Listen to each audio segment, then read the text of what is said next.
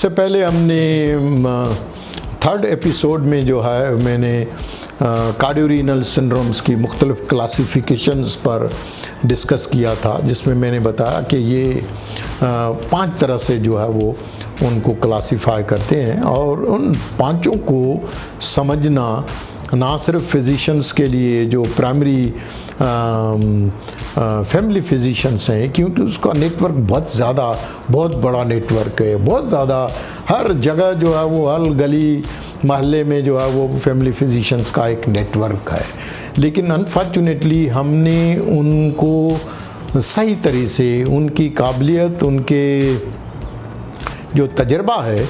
उसको हमने सही तरह से इस्तेमाल नहीं किया है। और ये हमारा फ़र्ज़ है, जो हम टर्शरी केयर में सीनियर फिजिशियंस और स्पेशलिस्ट लेवल के डॉक्टर्स हैं, उनकी ये ज़िम्मेदारी है कि हम उनमें अवेयरनेस क्रिएट करें ताकि वो बीमारियों को अर्ली स्टेज में उनको समझ के और सही जगह पर सही टाइम पर मरीज़ को रेफ़र कर सकें। तो ये जो है इसका 5वां जो है वो एपिसोड है, और जिसमें मैंने मेंशन किया है कि ये जो कार्डियोरीनल सिंड्रोम्स हैं ये कॉमन है, इतने ज़्यादा रेयर नहीं है, और लेकिन ज़्यादातर जो है वो अंडर रिकॉग्नाइज, यानी ज़्यादातर लोग ओवरलुक कर लेते हैं। हार्ट का डॉक्टर गुर्दे को ओवरलुक कर लेता है, गुर्दे का डॉक्टर हार्ट को ओवरलुक कर लेता है, ख़ास करके जो फैमिली फिजिशियंस के लेवल पर जो है वो, क्योंकि वो हम सिर्फ सिम्टम्स का, एक सांस के साथ तकलीफ़ मरीज़ आता है, गुर्दे का मरीज़ है लेकिन सांस के साथ बार बार सांस की तकलीफ़, डायलिसिस हो रही है उसके बावजूद भी उसको सांस की तकलीफ़ हो रही है, तो फिर उन्हें सोचना चाहिए कि ऐसा तो नहीं है कि इसकी दिल के पट्टे भी कमज़ोर हो गए हैं और जिसकी वजह से उसको सांस की तकलीफ़ हो रही है। तो इसी तरह से जो है वो जो हार्ट के डॉक्टर्स हैं वो हार्ट का इलाज करने के बावजूद भी उनका सांस की तकलीफ़ सही नहीं हो रही है, तो फिर हमें सोचना पड़ता है कि जो उनके गुर्दे ख़राब हुए हैं, आया इनको गुर्दों को डायलिसिस करने की ज़रूरत तो नहीं है, या इनकी गुर्दों को ट्रांसप्लांट करने की ज़रूरत तो नहीं है। तो जब तक के वो नहीं करेंगे तो लिहाजा इन चीज़ों की अवेयरनेस होना जो है वो, लेकिन जब तक अवेयरनेस आती है तो तब तक लेट हो चुके हैं। यानी वो कहते हैं कि अब क्या होगा हो जब चिड़ियाँ चुग गई खेत,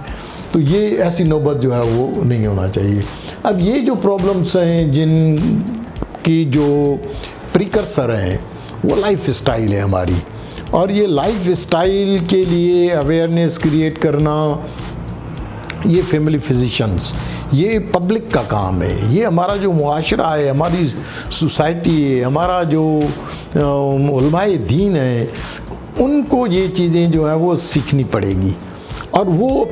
अपनी लेवल पर गली मोहल्ले में हर जगह लोगों को जो है वो इन चीज़ों के बारे में अवेयरनेस क्रिएट करें, क्योंकि ये 2 बहुत बड़े बम हैं। हम बाकी तो बम धमाकों का फौरी तौर पर जो है वो हेडिंग लग जाती है, लेकिन ये इतने बड़े बम धमाके, सिगरेट, ब्लड प्रेशर, हर घर में कोई आदमी डायबिटीज़, शुगर, तंबाकू नोशी, क्रिस्टलाइज, ये बीमारियां हैं। खून में चिकनाई की मिकदार है, नींद की कमी है, एक्सरसाइज का नाम ही नहीं है, तो ये लाइफ स्टाइल है, सारे लाइफ स्टाइल के प्रॉब्लम्स हैं। तो इन लाइफ स्टाइल्स के प्रॉब्लम्स को समझना जो है वो हमारे लिए जो है वो ज़रूरी है। तो ये जो इतने सारे बम धमाके हैं, और ये बम धमाके हर घर में, कोई ऐसा घर नहीं है जिसमें angina, heart attack, heart failure की बीमारियां नहीं हों, और ये अल्टीमेटली जितनी भी बीमारियां हैं ये ऐसा कहें कि ये छोटे बम धमाके हैं। अब ये छोटे बम धमाके जो हैं ये बड़े बम धमाकों की तरफ धकेलते हैं। बड़े बम धमाके यानी हार्ट फेलियर, रीनल फेलियर, ये 2 बहुत बड़ी वबाएं हैं, और ये पूरे दिल और गुर्दों के अस्पताल इन्हीं से भरे हुए हैं। अब ये भरने से पहले हमारे पास ये जो जिसका मैंने कहा कि फैमिली फिजिशियंस जो हैं वो अब यहाँ ये तो जो बड़े प्रॉब्लम्स हैं ये तो चलो NICVD और SICVD और SIUT का जो है वो काम है, लेकिन ये जो चीज़ें हैं ये तो आपका काम है, ये फैमिली फिजिशियंस का काम है, ये मरीज़ों का काम है, ये हमारे उलमाए दीन का काम है, ये हमारे सियासतदानों का जो पॉपुलर सियासतदान है लोग उनकी मानते हैं कि उनकी ये जो खाने पीने की एक तूफ़ान जिस तरह से हम खा रहे हैं रमज़ान के महीने में, जितना हम जितना खा रहे हैं, और तो हम रोज़ा तो नहीं रख रहे हैं, लेकिन हमें हमारी लाइफ स्टाइल रमज़ान गुज़रने के बाद भी शादियों में चले जाएं, दावतों में चले जाएं, किसी फास्ट फूड के रेस्टोरेंट पे चले जाएं, किसी बारबेक्यू के शॉप में चले जाएं, रात को आधी रात भी कतारें लगी हुई हैं, यानी हम जानवर खा रहे हैं, लेकिन घास को कोई हाथ नहीं लगाता है। जब तक हम जानवरों को छोड़ के घास, जानवर भले खाएं, ज़रूर खाएं, लेकिन घास ज़्यादा खाएं, यानी फल और सब्जियां। हमारा मुल्क जो है वो एग्रीकल्चरल कंट्री है, ये गोश्त और ये सारी चीज़ें ये तो बाहर से जो है हम मंगा के, और यहाँ पर जो है हम इतनी जो है वो, तो लिहाजा इन बीमारियों से अगर बचना है तो ये जो खाने पीने की लाइफ स्टाइल है, सिगरेट, तंबाकू, रातों की नींद, like of exercise, sedentary life style, हमें जब तक के इनको, और ये जितनी भी चीज़ें हैं ये इन बड़ी चीज़ों से बचने के लिए हमारे फैमिली फिजिशियन और आप खुद मरीज़, आपके अजीज़ रिश्तेदार, दोस्त, अहबाब, हस्बैंड, वाइफ, उनके बच्चे, आप अपने बच्चों को खुद जो है वो ख़रीद के, आप खुद बाज़ार में जाते हैं, इतना तेल लेके आते हैं, इतना घी, इतनी चीनी, इतनी मीठे मशरूबात और इतनी चीज़ें, समोसे, पकोड़े, क्या क्या चीज़ें नहीं है जो हम अपने बच्चों को टेबल पर बैठ के नहीं खिलाते हैं। तो ये सारी चीज़ें जो है वो सेहत के लिए मुज़र हैं। खाएं, ज़रूर खाएं, तरीके से खाएं, थोड़ा खाएं,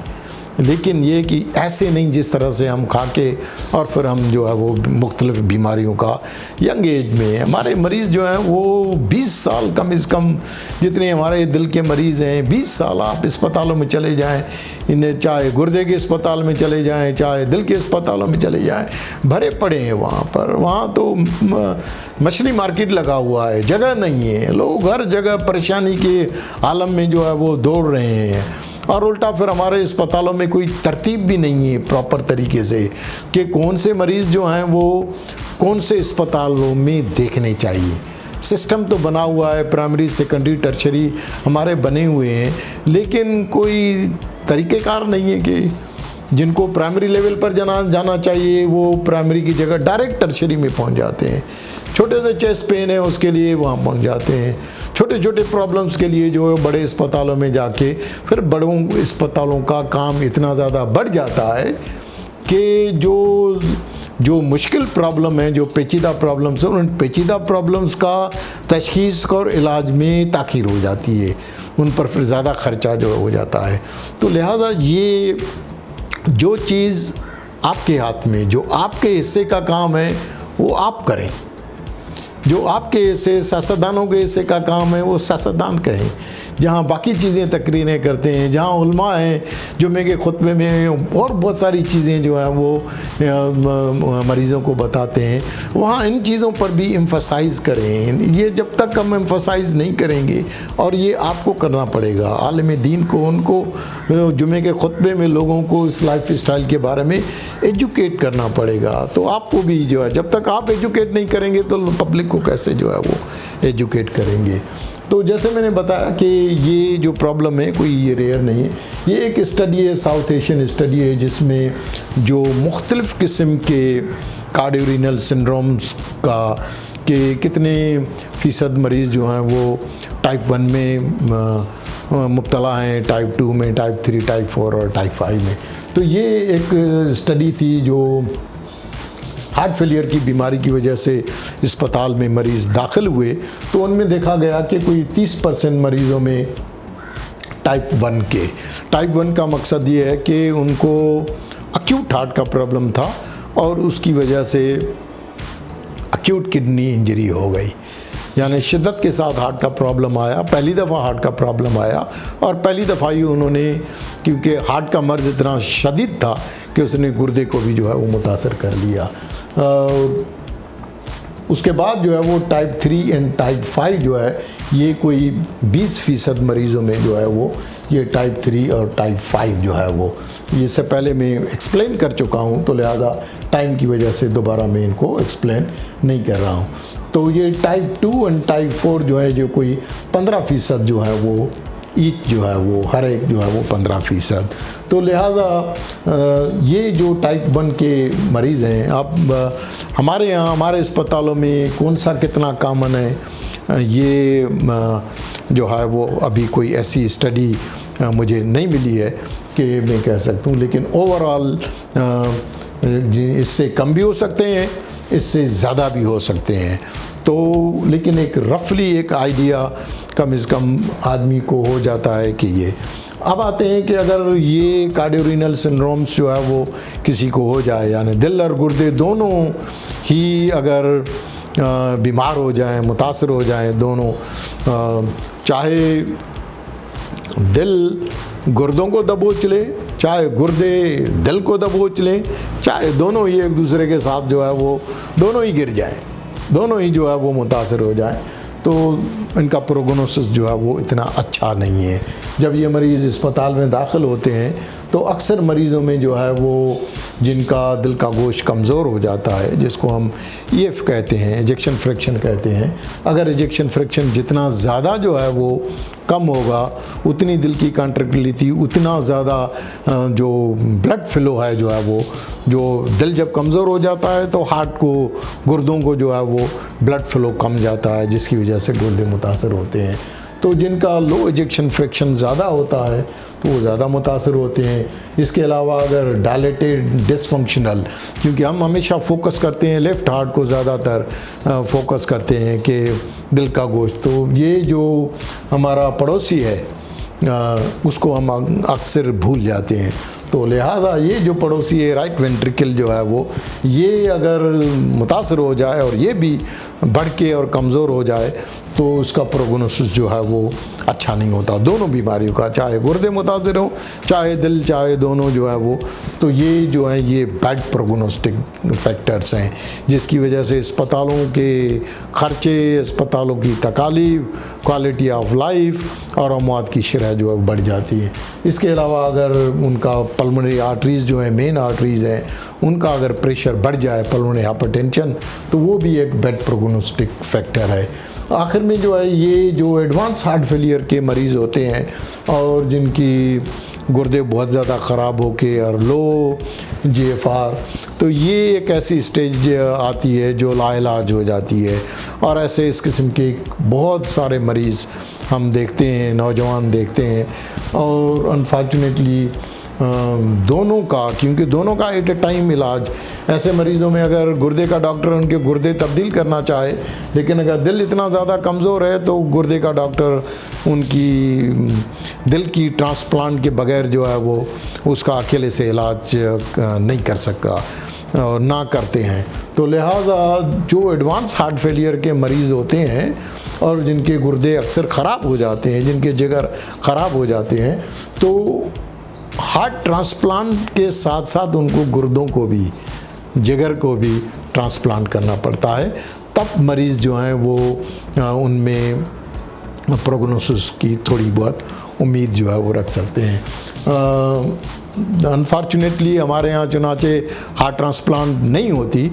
तो इस किस्म के जो मरीज़, जो एडवांस हार्ट फेलियर के मरीज़, चाहे गुर्दे भी उनके ख़राब हो जाएं, तो हम उनको लाइलाज करार देके और पैलिएटिव केयर पर जो है वो, तो इस किस्म के मरीज़ों को आइडेंटिफाई करके, ख़ास करके जो प्राइवेट अस्पताल हैं उनको बार बार अस्पतालों में दाखिल करके लंबे चौड़े बिल बना के, और बेचारों को प्रॉपर्टीज़ बेचनी पड़ती है, घर बार बेचना पड़ता है, और नौजवान होते हैं, उनके बच्चे अभी ऐसी स्टेज पर होते हैं, कॉलेजों और यूनिवर्सिटी में पढ़ते हैं, लेकिन उन अस्पतालों के खर्चे, क्योंकि इनका प्रोग्नोसिस नहीं है, इनका जो इलाज है हमारे मुल्क में अवेलेबल नहीं है, तो हम उन्हें बताना चाहिए कि हमारे मुल्क में इस बीमारी के लिए लिए इलाज नहीं है। लिहाजा अस्पतालों में बार बार दाखिल होने से आपकी बीमारी का क्योर नहीं होगा, बीमारी ख़त्म नहीं होगी, ये बीमारी बढ़ती जाएगी। तो उनको पैलिएटिव केयर